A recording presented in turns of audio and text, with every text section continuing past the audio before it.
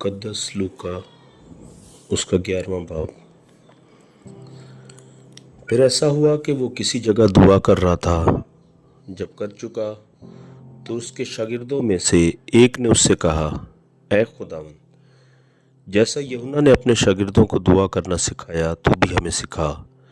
उसने उनसे कहा, जब तुम दुआ करो तो कहो, ऐ बाप, तेरा नाम पाक माना जाए, तेरी बादशाही आए, हमारी रोज़ की रोटी हर रोज़ हमें दिया कर, और हमारे गुनाह माफ़ कर, क्योंकि हम भी अपने हर कर्जदार को मुआफ़ करते हैं, और हमें आजमाइश में ना ला।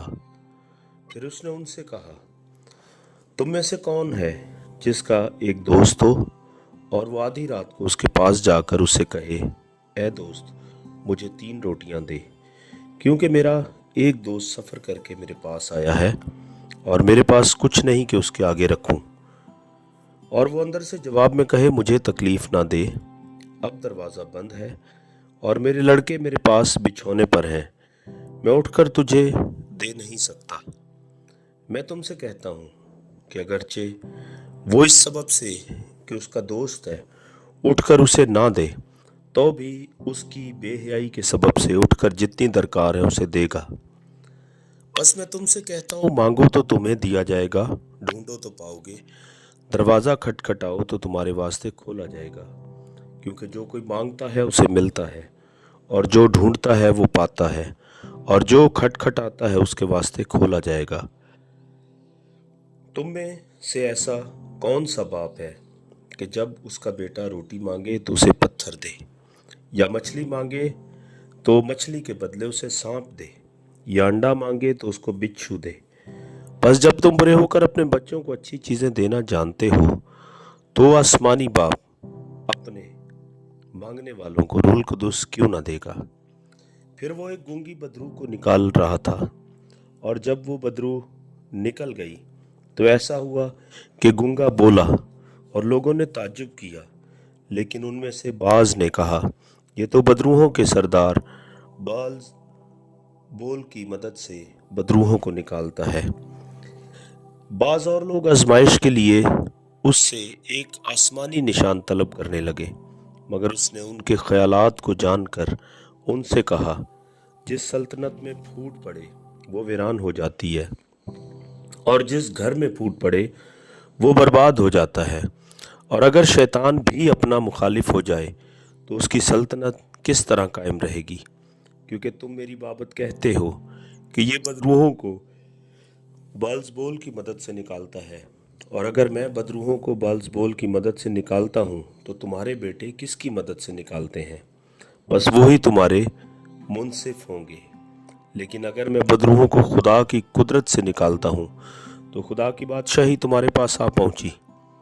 जब जोरावर आदमी हथियार बांधे हुए अपनी हवेली की रखवाली करता है तो उसका माल महफूज रहता है, लेकिन जब उससे कोई जोरावर हमला करके उस पर गालिब आता है तो उसके सब हथियार जिन पर उसका भरोसा था छीन लेता और उसका माल लूट कर बांट देता है। जो मेरी तरफ नहीं वो मेरे खिलाफ है, और जो मेरे साथ जमा नहीं करता वो बिखेरता है। जब नापाक रूह आदमी में से निकलती है तो सूखे मकामों में आराम ढूंढती फिरती है, और जब नहीं पाती तो कहती है कि मैं अपने उसी घर में लौट जाऊंगी जिससे निकली हूँ, और आकर उसे झड़ा हुआ और आरास्ता पाती है। फिर जाकर और 7 रूहें अपने से बुरी हमरा ले आती है, और वो उसमें दाखिल होकर वहाँ बसती हैं, और उस आदमी का पिछला हाल पहले से भी खराब हो जाता है। जब वो ये बातें कह रहा था तो ऐसा हुआ कि भीड़ में से एक औरत ने पुकार कर उससे कहा, मुबारक है वो रहम जिसमें तू रहा और वो छातियाँ जो तूने चूसी। उसने कहा, हाँ, मगर ज़्यादा मुबारक वो हैं जो खुदा का कलाम सुनते और उस पर अमल करते हैं। जब बड़ी भीड़ जमा हुई तो वो कहने लगा कि इस ज़माना के लोग बुरे हैं, वो निशान तलब करते हैं, मगर यूना के निशान के सिवा कोई और निशान उनको ना दिया जाएगा। क्योंकि जिस तरह यूना नैनवा के लोगों के लिए निशान ठहरा, उसी तरह इब्ने आदम भी इस ज़माना के लोगों के लिए ठहरेगा। दक्खन की मलका इस ज़माना के आदमियों के साथ अदालत के दिन उठकर इनको मुजरिम ठहराएगी, क्योंकि वो दुनिया के किनारे से सुलेमान की हिकमत सुनने को आई, और देखो यहाँ वो है जो सुलेमान से भी बड़ा है। नैनवा के लोग इस ज़माना के लोगों के साथ अदालत के दिन खड़े होकर इनको मुजरिम ठहराएंगे, क्योंकि उन्होंने यूना की मुनादी पर तौबा कर ली, और देखो यहाँ वो है जो यूना से भी बड़ा है।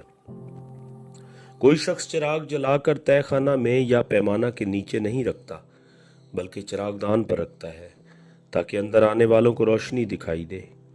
तेरे बदन का चिराग तेरी आंख है। जब तेरी आंख दुरुस्त है तो तेरा सारा बदन भी रोशन है, और जब खराब है तो तेरा बदन भी तारीक है।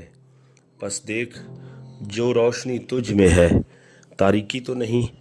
बस अगर तेरा सारा बदन रोशन हो और कोई हिस्सा तारीक न रहे, तो वो तमाम ऐसा रोशन होगा जैसा उस वक्त होता है जब चिराग अपनी चमक से तुझे रोशन करता है।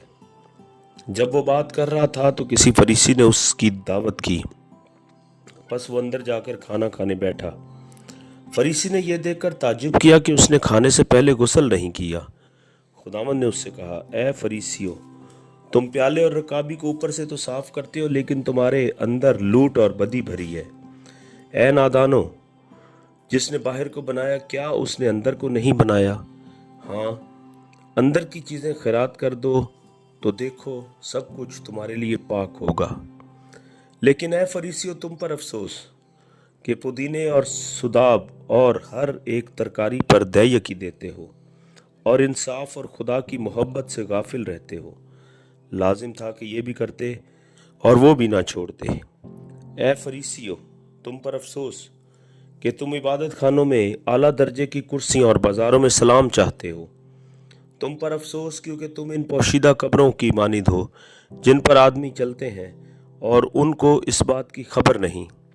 फिर शरा के आलमों में से एक ने जवाब में उससे कहा, ए उस्ताद, इन बातों के कहने से तू हमें भी बेइज्जत करता है। उसने कहा, ए शरा के आलमों, तुम पर भी अफसोस कि तुम ऐसे बोझ जिनको उठाना मुश्किल है आदमियों पर लादते हो, और आप एक उंगली भी उन बोझों को नहीं लगाते। तुम पर अफसोस कि तुम तो नबियों की कब्रों को बनाते हो, और तुम्हारे बाप दादा ने उनको कत्ल किया था। बस तुम गवाह हो और अपने बाप दादा के कामों को पसंद करते हो, क्योंकि उन्होंने तो उनको कत्ल किया था और तुम उनकी कब्रें बनाते हो। इसलिए खुदा की हिकमत ने कहा है कि मैं नबियों और रसूलों को उनके पास भेजूंगी। वो उनमें से बास को कत्ल करेंगे और बास को सताएंगे, ताकि सब नबियों के खून की जो बनाए आलम से बहाया गया इस ज़माना के लोगों से बास पुरस की जाए। हाबिल के खून से लेकर उस ज़करिया के खून तक जो कुर्बानगाह और मकदस के बीच में है हलाक हुआ। मैं तुमसे सच कहता हूँ कि इसी ज़माना के लोगों से सबकी बास पुरस की जाएगी। ऐ शरा के आलमों, तुम पर अफसोस कि तुमने मार्फत की कुंजी छीन ली। तुम आप भी दाखिल न हुए और दाखिल होने वालों को भी रोका। जब वो वहाँ से निकला तो फ़कीह और फरीसी उसे बेतरह चिमटने और छेड़ने लगे, ताकि वो बहुत सी बातों का जिक्र करे और वो इसकी घात में रहे, ताकि उसके मुंह की कोई बात पकड़े।